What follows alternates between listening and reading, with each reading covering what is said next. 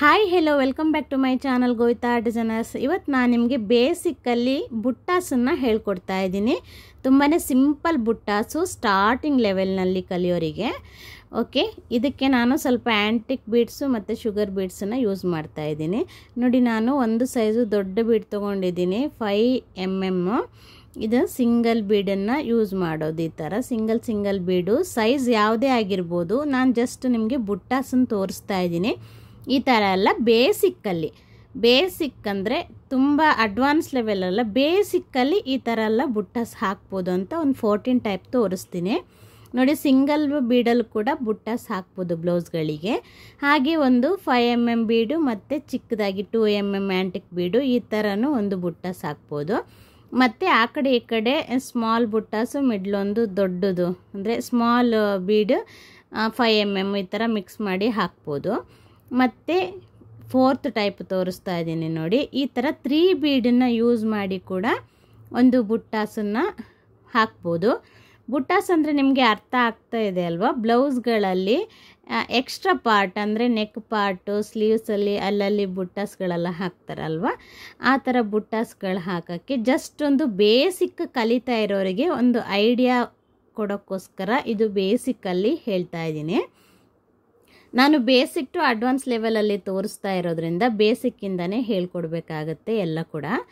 Okay, ನಂದು classes ಎಲ್ಲ complete ಆಗಿದೆ. ನೋಡಿ, ಇದು ಬುಟ್ಟಾಸನ್ನು ಹೇಳ್ಕೊಡ್ತಾ ಇದ್ದೀನಿ. ನೋಡಿ, ಇದು 4 mm ಬೀಡ್, ಅದಕ್ಕೊಂದು 2 mm ಆ್ಯಂಟಿಕ್ ಬೀಡನ್ನು ಯೂಸ್ ಮಾಡಿ ಈ ಥರ ಟ್ರಯಾಂಗಲ್ ಶೇಪಲ್ಲಿ ಕೂಡ ಹಾಕ್ಬೋದು ಬುಟ್ಟಾಸು. ಮತ್ತು 4 ಬೀಡಲ್ಲಿ ಹಾಕಿದ್ದೀನಲ್ಲ, ಅದನ್ನು ಕೂಡ ಯೂಸ್ ಮಾಡ್ಬೋದು. ನೋಡಿ, ಸಿಂಗಲ್ ಒಂದು 2 mm ಬೀಡನ್ನು ಹಾಕಿ ಸುತ್ತ ಶುಗರ್ ಬೀಡನ್ನು ಹಾಕಿ ರೌಂಡ್ ಮಾಡಿ ಕೊಡ್ತಾ ಇದ್ದೀನಿ. ಈ ಥರ ಕೂಡ ಬುಟ್ಟಾಸನ್ನ ಹಾಕ್ಬೋದು.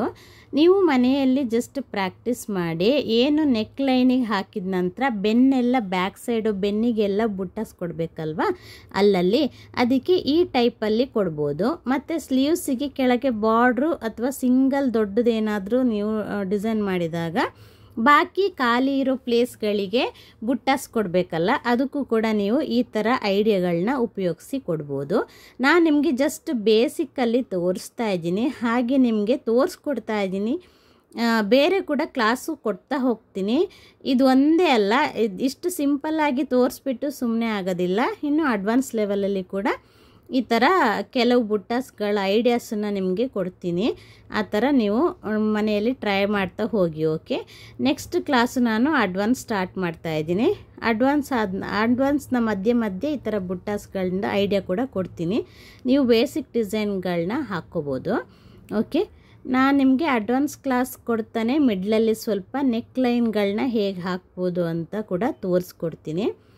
ಓಕೆ, ಹಾಗೆ ನೀವು ನೆಕ್ಲೈನ್ಗಳನ್ನ ಬೇಸಿಕ್ಕಲ್ಲಿ ಪ್ರಾಕ್ಟೀಸ್ ಮಾಡ್ತಾ ಹೋಗಿ. ನಾನು ಸ್ಮಾಲಾಗಿ ನೆಕ್ಲೈನ್ ಡ್ರಾ ಮಾಡಿಕೊಂಡು ನಿಮಗೆ ತೋರಿಸ್ಕೊಡ್ತೀನಿ. ಓಕೆ, ನೋಡಿ, ನನ್ನ ಚಾನಲ್ನ ಫಸ್ಟ್ ಟೈಮ್ ನೋಡ್ತಾ ಇರೋರಿದ್ದರೆ ನನ್ನ ಚಾನಲಲ್ಲಿ ಫ್ರೀ ಆರಿ ಎಂಬ್ರಾಯ್ಡ್ರಿ ಕ್ಲಾಸಸ್ಸು ಕೊಡ್ತಾ ಇದ್ದೀನಿ. ಬೇಸಿಕ್ ಟು ಅಡ್ವಾನ್ಸ್ ಲೆವೆಲಲ್ಲಿ ಆಸಕ್ತಿ ಇದ್ದವರು ಚಾನಲ್ನ ಸಬ್ಸ್ಕ್ರೈಬ್ ಮಾಡ್ಕೊಂಡು ನೋಡಿ, ಹಾಗೆ ಸಪೋರ್ಟ್ ಮಾಡಿ. ವಿಡಿಯೋಗೆ ಒಂದು ಲೈಕ್ ಕೊಡದೆ ಹೋಗಬೇಡಿ. ಮತ್ತು ಏನಾದರೂ ಡೌಟ್ಸ್ ಇದ್ದರೆ ಕಮೆಂಟ್ ಮಾಡ್ಬೋದು. ಮತ್ತು ನನ್ನ ಚಾನಲಲ್ಲಿ ಡಿಸ್ಕ್ರಿಪ್ಷನ್ ಬಾಕ್ಸಲ್ಲಿ ನಂದು ಇನ್ಸ್ಟಾಗ್ರಾಮ್ ಐಡಿಯನ್ನು ಹಾಕಿರ್ತೀನಿ, ಫಾಲೋ ಮಾಡಿ. ಹಾಗೆ ಅದರಲ್ಲಿ ನನಗೆ ಮೆಸೇಜ್ ಮಾಡಿ.